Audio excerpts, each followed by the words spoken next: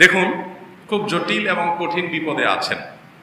এর জন্য সর্বপ্রথম কাজ হলো আল্লাহ তাআলার দিকে কায়মনোবাক্যে রুজু হন। আল্লাহর দিকে রুজু হন, ইস্তিগফার করে, ক্ষমা প্রার্থনা করে, তওবা করে সালাতে দাঁড়িয়ে যান। যত বেশি পারেন বেশি বেশি করে নফল সালাত পড়েন। রাতে দিনে দুই রাকাত করে লম্বা লম্বা রুকু সিজদা দিয়ে সালাত পড়েন, সিজদায় আল্লাহর কাছে দোয়া করেন, সালাত পড়ে আল্লাহর কাছে দোয়া করেন। ওয়াস্তাঈনু বিস-সাবরি ওয়াস-সালাহ, আল্লাহ বলেছেন সবর এবং সালাতের মাধ্যমে আল্লাহর কাছে তোমরা সাহায্য প্রার্থনা করো।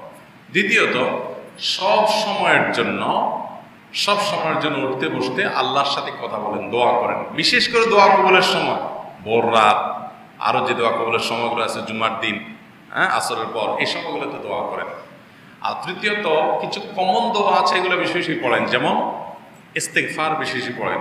আস্তাগফিরুল্লাহাল্লাযী লা ইলাহা ইল্লা হুয়াল হাইয়ুল কাইয়্যুম ওয়া আতুবু ইলাইহি, আস্তাগফিরুল্লাহ ওয়া আতুবু ইলাইহি, আল্লাহুম্মা আনতা রাব্বী লা ইলাহা ইল্লা আনতা। ইস্তিগফার বিপদ দূরের জন্য সবচেয়ে কার্যকর আমল। আর ইস্তিগফারের পাশাপাশি আরেকটি আমল করেন, সেটা হলো দরুদ। দরুদও মানুষকে বিপদ থেকে উদ্ধারের জন্য সহায়ক ভূমিকা পালন করে, হাদিসে সুস্পষ্ট আসছে। যেন বেশি বেশি দরুদ পাঠ করেন, যে কোনো দরুদ, আল্লাহুম্মা সাল্লি আলা মুহাম্মাদ ওয়া আলা আলি মুহাম্মাদ, নামাজে যেটা পড়েন এটা পড়েন।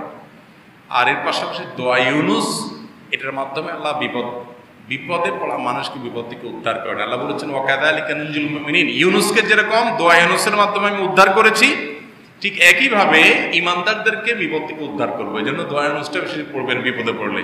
লা ইলাহা ইল্লা আনতা সুবহানাকা ইন্নী কুনতু মিনাজ জালিমিন। এর পাশাপাশি দুইটা তিনটা নাম ধরে ধরে আল্লাহকে ডেকে ডেকে দোয়া করবেন। যেমন ইয়া যাল জালালি ওয়াল ইকরাম, ইয়া যাল জালালি ওয়াল ইকরাম বলে দোয়া করলে দোয়া কবুল হয়। ইয়া আল্লাহ, হে আল্লাহ, আল্লাহর নাম ধরে, এটা অনেক ইসমে আজম, আল্লাহর নাম ধরে ধরে দোয়া করবেন, হে আল্লাহ, এভাবে দোয়া করবেন। ঠিক একইভাবে আপনার আল্লাহ তাআলার আরো গুণবাচক যে নামগুলো আছে, সেগুলো ইয়া রাউফ, ইয়া ওয়াদুদ, ইয়া রহিম, ইয়া রহমান, এগুলো ধরে দোয়া করবেন। আল্লাহ তাআলার কাছে ইনশাআল্লাহ আল্লাহ তাআলা উদ্ধার করবেন। এছাড়া দান সাদাকা, এটা বিপদ থেকে উদ্ধারের জন্য সহায়ক হয়, সেদিকটাও খেয়াল রাখবেন। একজনকে